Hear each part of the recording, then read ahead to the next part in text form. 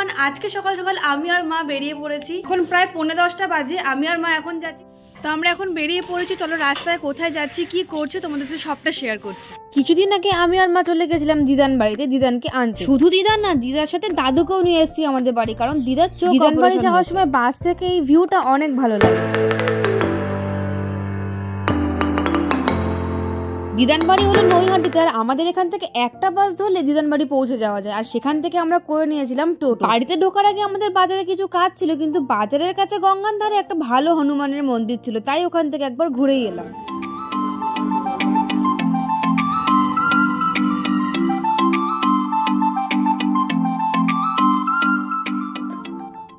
দিদারা অনেকক্ষণ চলে এসেছে। আমরা হনুমানজির মন্দির থেকে মা আর আমি সিঁদুর পরে নিয়েছি।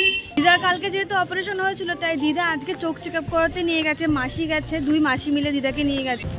আর ওরা অলমোস্ট প্রায় চলে এসেছে, ব্যান্ডেলের কাছে ওরা আছে। ওরা আসার আগে মা কিছু মুদিখানা করে নিয়ে গিয়ে রান্নাটা করে নেবে, যাতে আমরা তাড়াতাড়ি বেরিয়ে আসতে পারি, বেশি বেলা না। সন্ধে হয়ে গেলে আবার দাদুকে নিয়ে আসতে অনেক অসুবিধা হবে। কিন্তু দিদান বাড়িতে ঢোকার সময় আমার সাথে কি হলো একবার দেখ।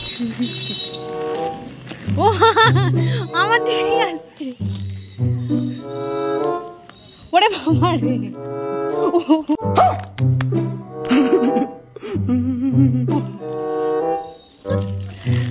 বেরিয়ে যাক বেরিয়ে যাক। এই যে করতে করতে আসছিল।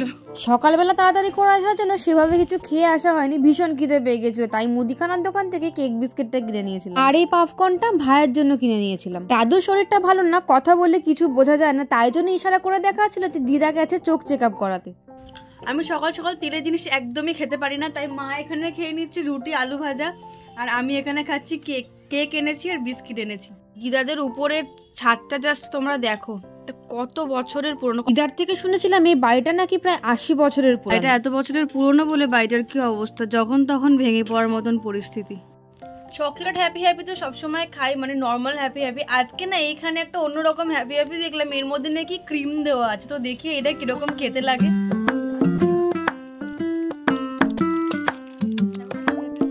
কিন্তু এটা খেয়ে মনে হলো যে নর্মাল হ্যাপি হ্যাপিটা আমি পছন্দ করি, সেটাই অনেক। আর এখানে মাসি দিদানকে চোখ চেক আপ করিয়ে নিয়ে চলে এসেছিল। দিদানের চোখে ছানি অপারেশন হয়েছে, সেই জন্য এরকম চশমা পরে আছে।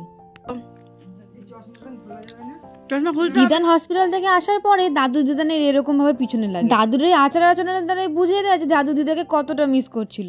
এখানে করে নিচ্ছে ডিমের তরকারি। মানে ডিমের ঝোল করবে না কষা করবে? ডানলা, সেটা আবার কি? কষা, খুব ঝোলও না আর খুব পাতলা। মা এখানে রান্নাটা করে নিক, ততক্ষণে তোমরা দিদান বাড়ির ভিউটা এনজয় করো।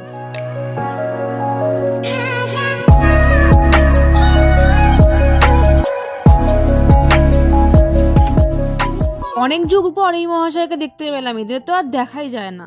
মাসি বেঞ্জি দেখেছো? এ দেখো বেজি, এই যে চালির চালে। আমাদের বাড়ির আশেপাশে তো শুধু বিষাক্ত সাপ দেখতে পাই, এরকম 2-4টা যদি আমাদের ওখানে দেখা যেত তাহলে ভালোই হতো। মাসি এভাবে দূর থেকে ডাকছিল বলো, দেখো বারবার আমাদের দিকে ঘুরে তাকাচ্ছিল।